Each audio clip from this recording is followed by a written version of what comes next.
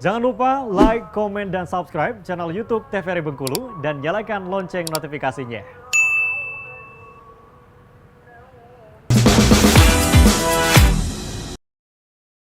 Terima kasih pemirsa Opini, obrolan pas di sini di hari ini ya. Nah, yang pastinya kita sudah di penghujung nih. Episode kita hari ini membahas seputar dunia broadcasting. Itu seperti apa ya, tadi sudah dijelaskan oleh Pak Jo bahwa dari broadcast itu dan juga broadcasting dan juga broadcaster ini adalah hal-hal yang berbeda tapi satu keterikatan ya, saling berhubungan antara broadcasting dan juga broadcaster. Dan kita akan lanjutkan ngobrol bersama dengan Pak Jo atau Ahmad Joni. Oke deh, Pak Jo, ya, seputar dunia broadcast ini.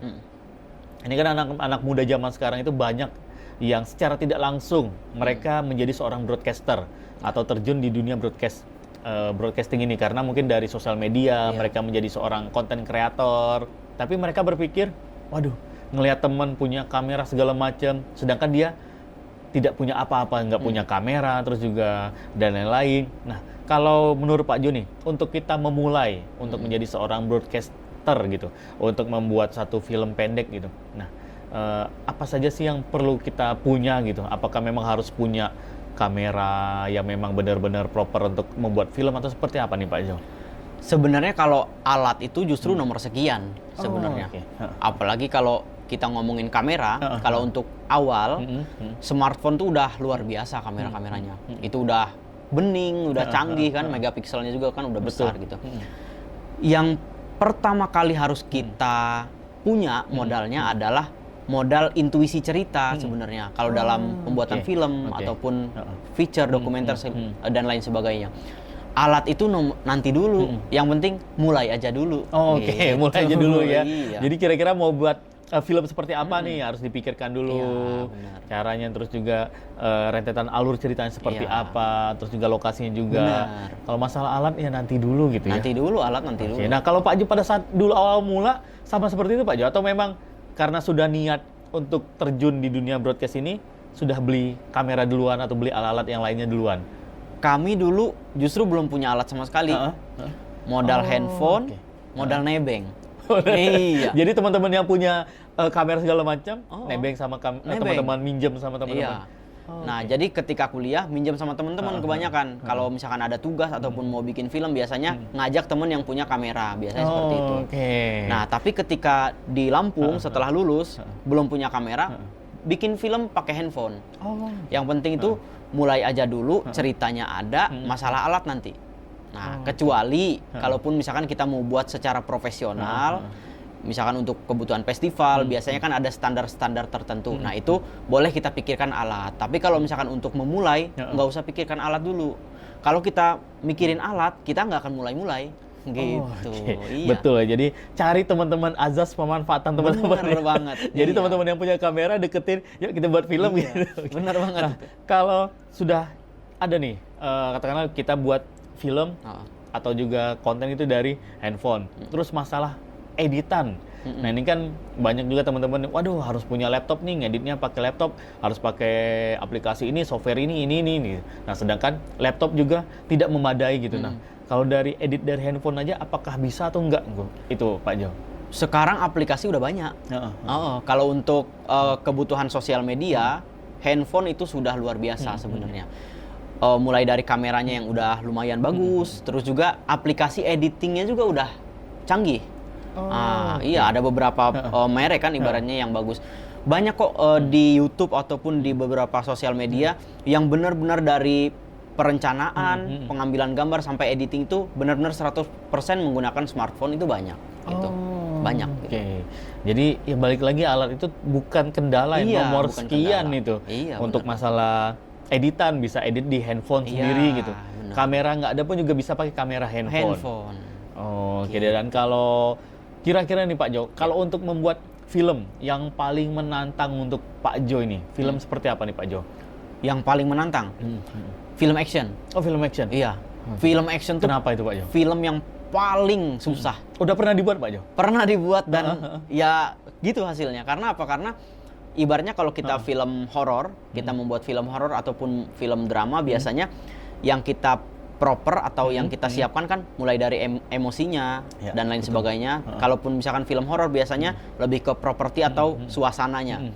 Kalau film action banyak yang perlu kita pertimbangkan. Contohnya keselamatan pemain. Belum lagi koreografinya. Koreografi nggak cukup sehari 2 hari biasanya bikinnya. Nah, itu yang paling menantang ibaratnya membuat film action. Berarti sudah pernah mencoba dulu. Pernah mencoba. Nah, kalau film yang mudah buatnya.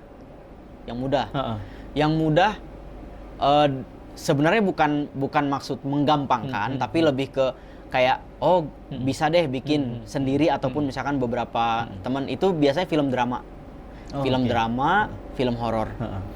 Nah, cuman kalau film horor yang tingkat lanjut yang seperti dibuat oleh masterpiece salah satunya Pak Joko Anwar, itu dia udah menggunakan elemen-elemen yang bukan cuman sekedar suspense atau segala macam. Nah, itu susah. Tapi kalaupun misalkan kita pakai elemen-elemen yang biasa kayak contohnya bikin kaget, nah itu gampang. Terus juga yang bikin hantu juga gampang, tinggal cari teman. Kita make upin hantu. Suruh dia jadi hantu gitu gampang. Gampang, gitu ya. Jadi memang satu film itu punya kesulitannya atau juga tingkat-tingkat kerumitannya masing-masing gitu ya. Tapi balik lagi gimana kitanya aja lagi. Mau mulainya mau dari yang mana nih. Nah kalau untuk saran dari Pak Joni untuk para broadcaster pemula nih, apa nih sebagai seorang guru broadcasting dan juga perfilman dari Pak Joni untuk teman-teman kita yang baru aja mulai untuk ingin terjun ke dunia broadcasting. Kita balik lagi ke definisi awal. Jadi broadcasting itu proses memancarkan sinyal. Artinya kita sebagai broadcaster itu membuat konten yang akan disiarkan untuk televisi, radio ataupun media lain. Kayak contohnya mungkin sekarang sosial media. Nah, kalau kita berbicara dengan sosial media ataupun media-media tayang lain, itu kita juga berbicara tentang undang-undang. Nah, jadi kita sebagai broadcaster selain kita bisa punya kemampuan untuk membuat konten, juga kita harus punya pengetahuan terhadap undang-undang. Makanya hati-hati ketika kita membuat konten, kalau bisa bikin konten yang positif, yang bisa mengedukasi dan bisa menginspirasi banyak orang. Gitu. Jangan sampai kita malah justru bikin konten yang menyesatkan orang. Nah, itu hati-hati. Apalagi sekarang sudah ada undang-undang ITE ya. Itu ngeri banget itu makanya. Kita buat konten di tempat umum pun juga ada orang yang tidak sengaja kita ambil gambarnya atau wajahnya, dia tidak terima pun juga bisa protes. Bisa protes juga, bisa kena undang-undang juga. Nah berarti memang harus kita pikirkan dulu buat lakukan konten yang positif. Kalaupun ingin melibatkan orang banyak, mungkin bisa ngobrol dulu sama orang tersebut ya. Pak, boleh nggak ikut ke konten kita? Benar. Harus izin dulu. Jadi ya itu tadi mulai aja dulu, terus juga mau alatnya ada atau enggak, jadi pakai aja apa yang ada dulu. Yang ada. Handphone ya handphone. Jadi sebenarnya dunia broadcasting ini adalah dunia yang seperti kehidupan kita sehari-hari, Pak. Benar banget. Kita merekam kehidupan sehari-hari, cuman kita jahit menjadi sebuah cerita dalam editingnya gitu. Jadi kalaupun misalkan teman-teman yang baru mau mulai, pakai aja alat yang sederhana, terus juga ceritanya pakai cerita di sekitar kita, cuman tetap ingat kita harus membuat konten yang positif, yang mengedukasi dan menginspirasi banyak orang. Berarti Pak Jo ini juga sering buat konten-konten nih Pak Jo? Sering banget. Justru setiap minggu minimal sekali bikin konten. Memang ada jadwal rutin? Ada jadwal rutin. Kontennya biasa Pak Jo share di mana nih Pak Jo? Kadang di YouTube, di Instagram gitu.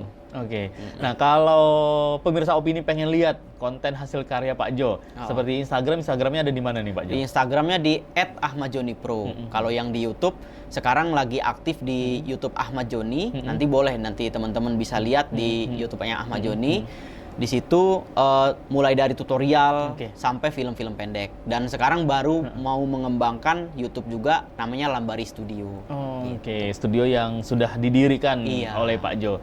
Berarti di YouTube sendiri pun juga Pak Jo sudah share bagaimana mengedukasi orang-orang tutorialnya untuk membuat film itu apa saja yang dibutuhkan dan juga step-stepnya seperti apa.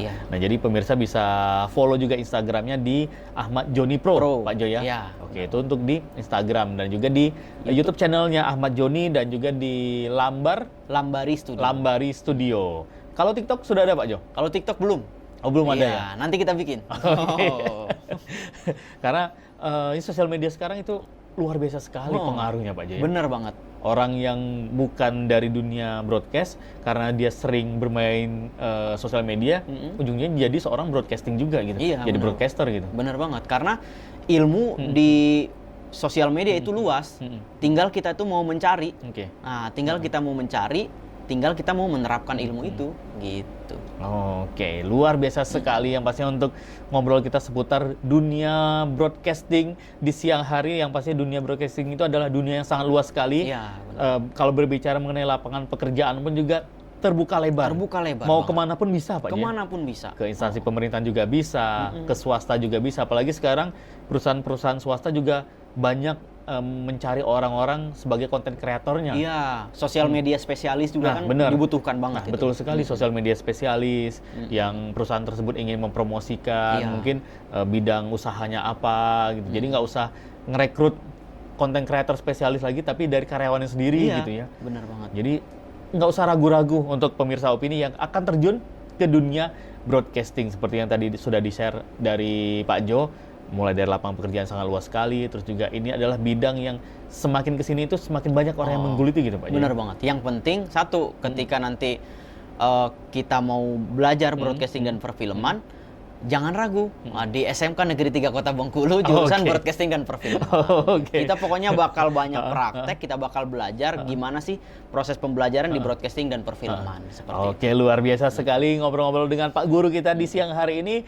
Dan terima kasih banyak Pak Jo sudah sharing-sharing seputar dunia broadcasting dan juga yang pastinya sukses terus untuk Pak Amin. Jo dan juga maju terus untuk SMK 3 Kota Bengkulu. Amin. Semoga nanti semakin banyak menghasilkan orang-orang yang kreatif Amin. di bidang broadcast yang ada di Bengkulu ini ya. Ya. Dan pemirsa Opini, terima kasih banyak sudah nonton Opini hari ini. Dan jangan lupa saksikan terus Opini.